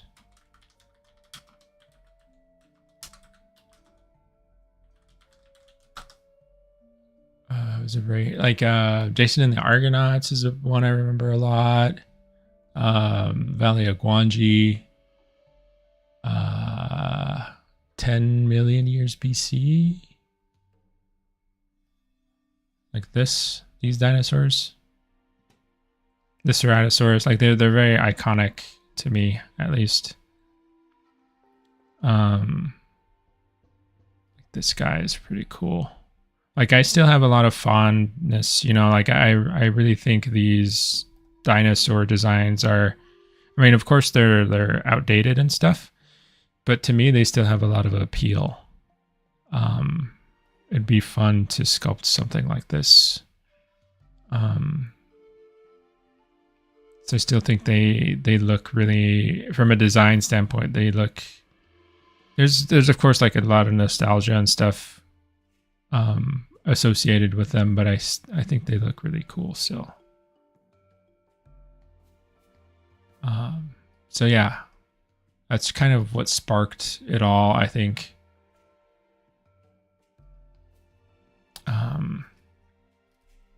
Yeah, I have a ton of, you can see some of the figures and stuff that I have in the background. I collect kaiju figures, and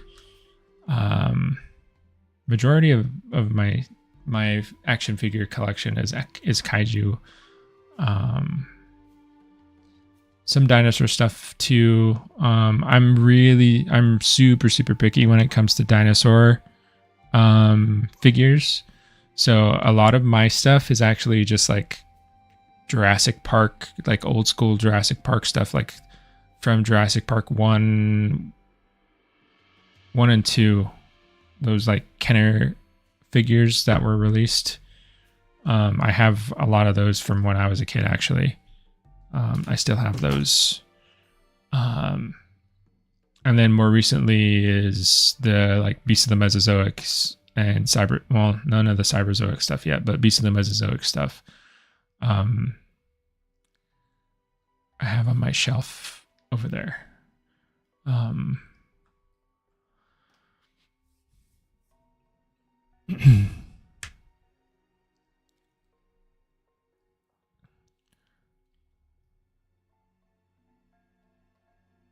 Pacific Rim. Yep. Pacific Rim. All my Pacific Rim stuff is over there. I have the majority of like the NECA figures. There's a few I'm missing that are kind of hard to track down. But like my favorite Pacific Rim kaiju is... they're so hard because a lot of them are really cool. But Otachi is my favorite, I think.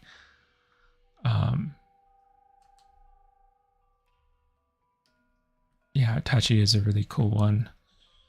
I mean, Knifehead is really awesome looking too. I have my Knifehead figure up there. There's a couple of kaiju in that film that weren't actually made into figures that I wish they would have really done, like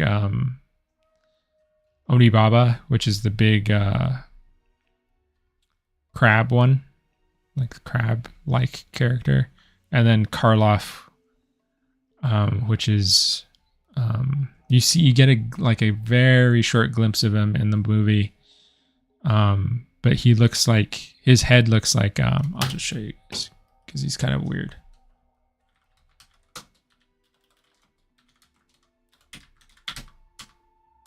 He's named after Boris Karloff, I'm assuming, because he looks kind of like he's got kind of like a Frankenstein shape head, this guy. But he looks so cool. I think the design is really nice. I wish there was a figure of him.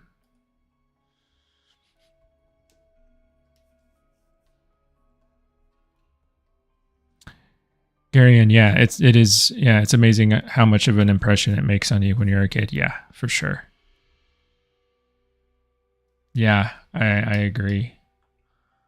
It can kind of, for me, it's, it's led to like a lifelong sort of fascination with creatures and dinosaurs. So, it can definitely have a huge impact on somebody.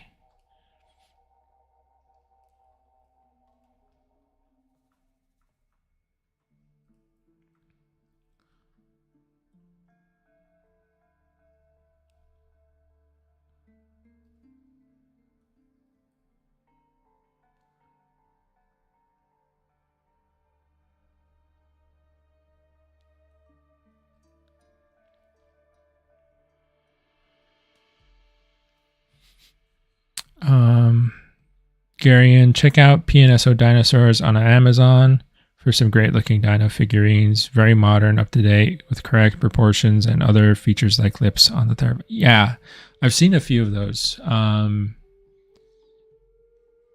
am interested in getting a few.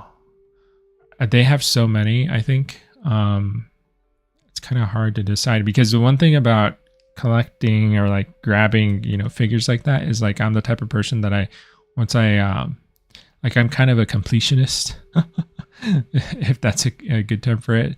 Once I got one, I would want them all,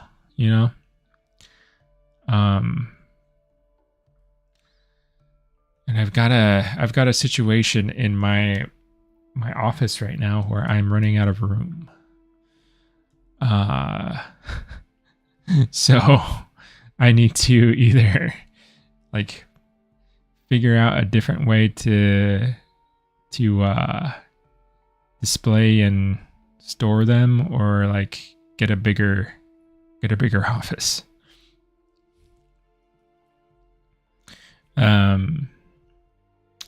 I'm working on potentially converting my garage into an office space, or at least kind of like a workshop area. So there's potential that I could have more space there, and I could put some pretty cool stuff in there. So maybe soon that's a possibility. But yeah, I definitely I enjoy that kind of thing. You know, I want the space around me to be full of like cool, inspiring stuff, you know, interesting stuff.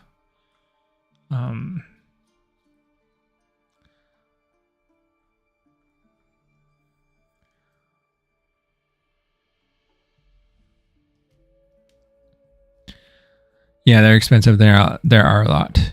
I think I probably just have to narrow down like exactly which species I want to, maybe like one of each like type of dinosaur, maybe, you know, would be nice. Like a stegosaurid, a tyrannosaurid, a ceratopsian, and like pick my favorite species of that group, and then just kind of be, you know, try to not go overboard.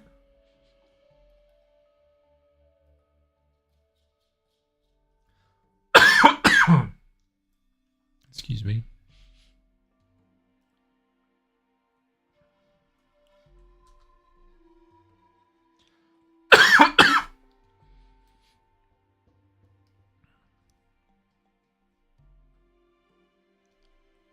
Let's get some of these scales laid out here.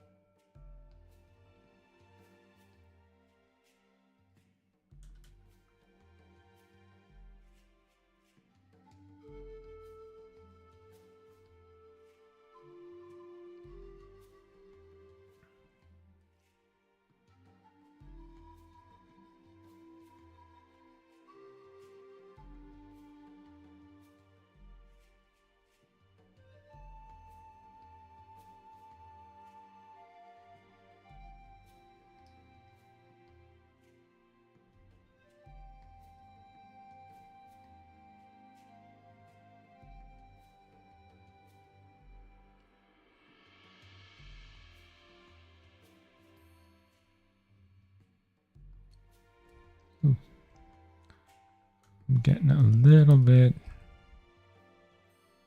I think I'm slowly getting used to. So the stream is a little bit early, right? At least for my time zone. It's like I get up at like 6, do a little bit of prep, get some coffee, stuff like that before the stream.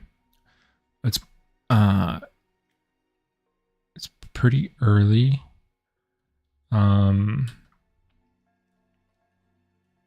But it's a good thing because I actually like getting up early, especially on the weekend, because it feels like, I don't know, I feel like sometimes when I sleep in, I just feel kind of like,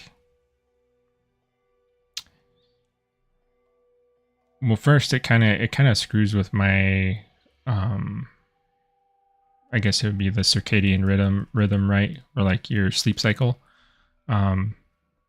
Like I've noticed that lately when I sleep in even just maybe like an hour, a couple hours, I feel very like groggy and like I've gotten headaches a couple of times, I think, because of that stuff. I just feel kind of sluggish, brain fog stuff.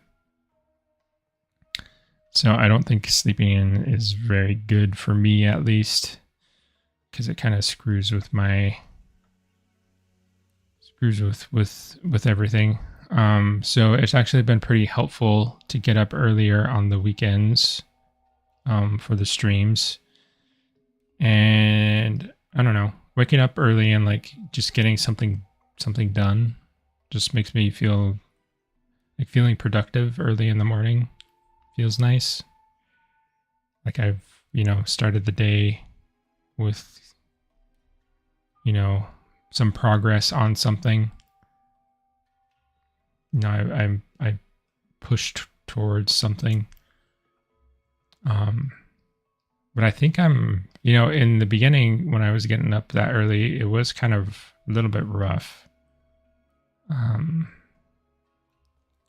could definitely feel it, but lately, in the last couple of streams, I feel like I've been getting used to it.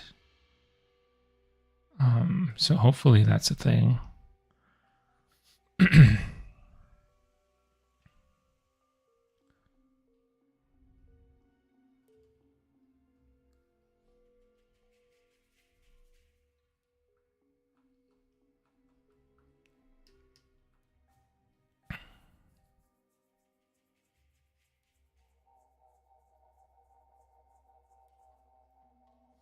Yeah, it sets a precedent for the weekend. I think it's a good tone,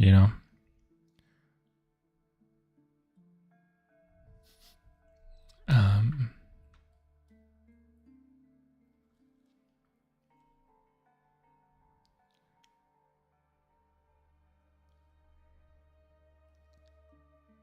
yeah, there was a period of time where I felt like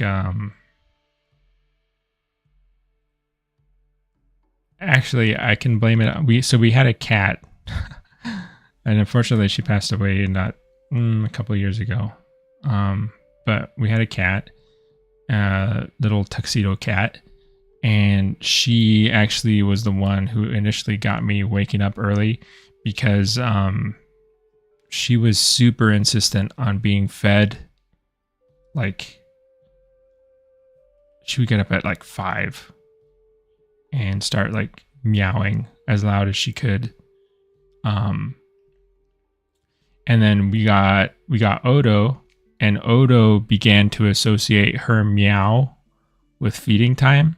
So if he heard her meow, he would instantly get it, like jump off the bed and like start jumping around because he's like he's like a spring. So he'll like jump up and down out of excitement. And we have hardwood floors, so his toe claws like click on the floor really loud. So they were like my built-in alarm. So for a long time, I was into the rhythm of like getting up at like 5 a.m. in the morning, like having actually like a couple of hours before work started. Like we're gonna work on stuff like personal projects or work on other client stuff. And that was really nice for a while.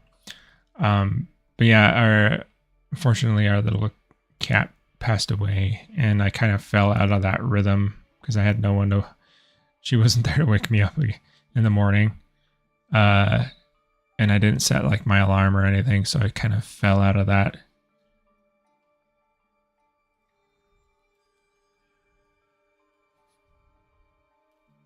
But it is nice. It's nice. It's kind of rough. Like at first it's more of like a mental challenge to like get yourself up and out of bed. Get to doing something, but it is rewarding, I think.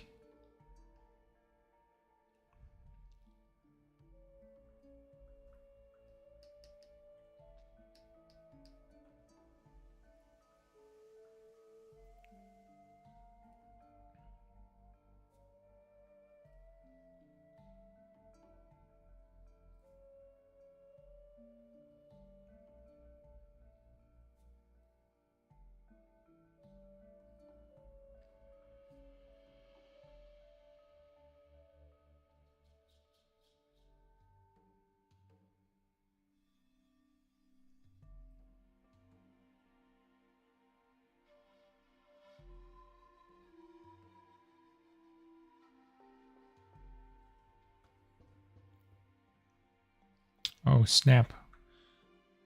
We are over time. I lost track of time.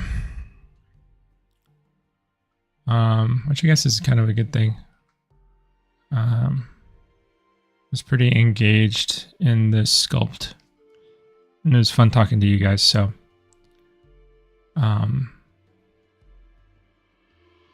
yeah, let's take a look. We'll do like a quick recap of everything that we did today, and we'll see what we can get done next time. So today we did all of this stuff, right? So actually, it's kind of fun to compare. I found. So this is, I save a different version every time before each stream, just to kind of mark where things were. So yeah, that's where we were at the beginning of the stream. So there's nothing there basically. Just like preliminary forms. And then now we got some nice detail. So pretty good for the session, I think. I'm pretty happy with the way these have turned out. Yeah, and I'm excited, I'm excited to see all of the way that it's starting to look. There's adjustments for sure to be made, like different little transitions and like stuff that can be pushed and pulled. But seeing the overall effect of because a crocodile isn't really a crocodile unless you start getting all of these things in there, right? It doesn't feel like a croc. So at least to me, so getting all that stuff in really starts to make him feel more complete. So yeah, that is where we are. I think next time, there's some stuff. I'm not too worried about the bottom, like these scales down here. They're pretty easy to block in. So I think maybe next time, I should probably start getting the scales on the limbs, because those are some additional, like, interesting, more custom scales that are kind of important to get in there. So that's probably something that I'll tackle next time. I'm going to be gone for about a week. Let me check the calendar real quick. So this week is all like Christmas stuff, New Year's here. So I think the next stream will probably be on the 4th. So I can schedule that, and we can plan on meeting back up at that time and making more progress on the Peru. But yeah, thanks to all of you who showed up, kept me company during the stream. Thanks for asking all your questions. Really fun talking to you today. As always, like, if you want to keep up to date on progress on Echoes, be sure to check out the YouTube channel, join the Discord, see what's going on in there. Yeah, I believe, Islander, we have a blue sky now, right? I think I saw you in there, if I'm not mistaken. So yeah, follow us on social media. Keep up to date on whatever's happening, and yeah, keep an eye out for the next stream.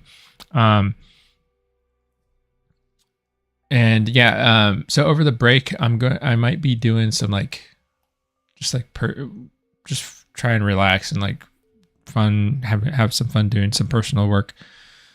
So keep an eye out on Blue Sky and like Instagram, for some of the other stuff that I've been doing. And yeah, I hope, Merry Christmas and Happy New Year to all of you. If you're traveling, I hope you all are safe, and it's not so stressful for you, and everything goes smoothly. And we'll see you in the new year. Thanks for stopping by, and yeah, see you around. Okay. See you next time.